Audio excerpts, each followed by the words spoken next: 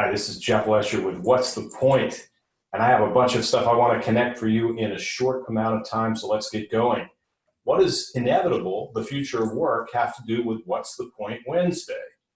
What does QAnon have to do with good decision making?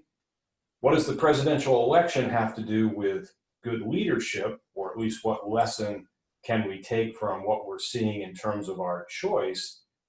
And perhaps most importantly, how do we best use our time? So, best use of our time and inevitable, the future of work. I'm going to connect those like this. This week, so this will be for episodes 2 or 3 weeks from now, we have interviews with two leaders in HR, in talent, in performance, who are focusing in a lot of respects on what we would call best and highest use of time. How do we make the best use of our time? How do we focus on the things that are in fact most important? So that's just a preview. Make sure you tune in, you subscribe, you download, you share with friends. We've got some great things to talk about, and we'll be doing our very best to ask the questions that you are looking for answers to. And along the way, you can begin to apply some of the ideas that are baked into this.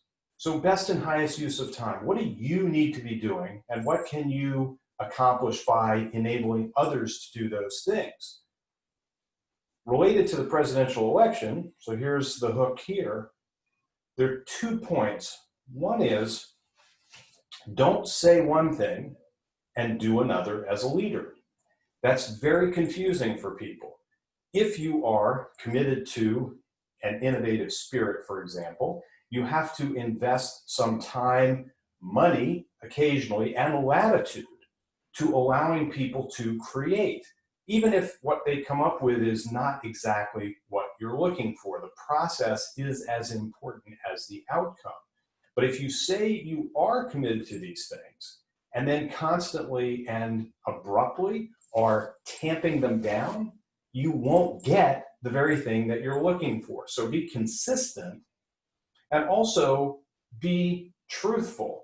You have to ask yourself, am I going to follow somebody who constantly and obviously lies, for lack of a better way to put it?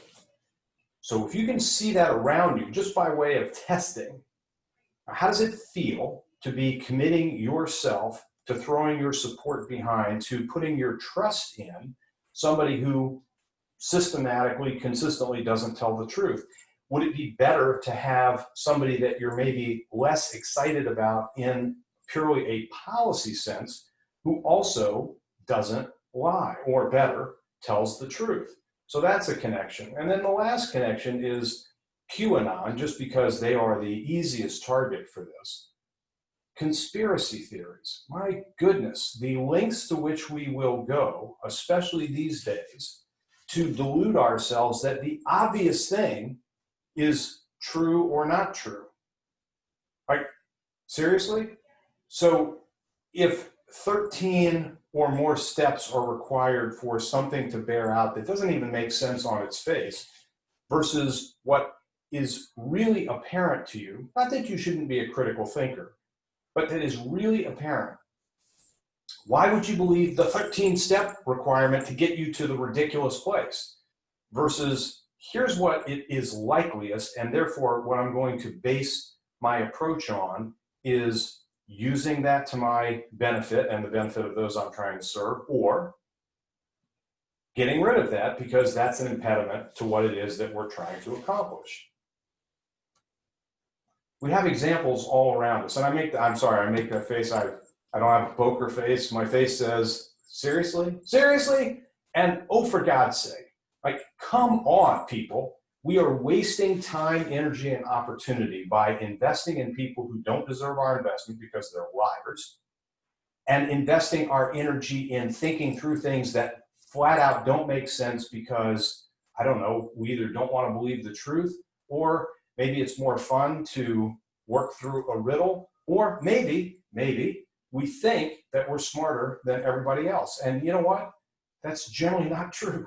And it doesn't need to be true in order for us to succeed.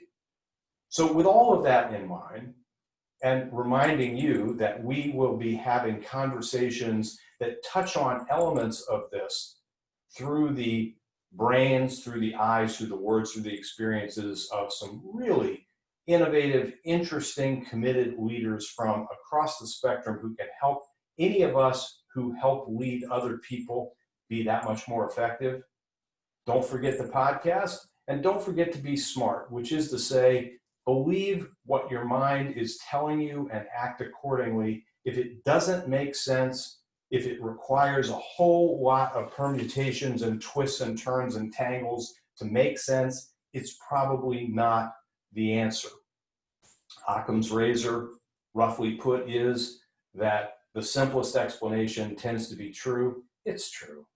Use your time wisely. And once you do commit to something, be candid, be honest, be consistent, be good. That's the point.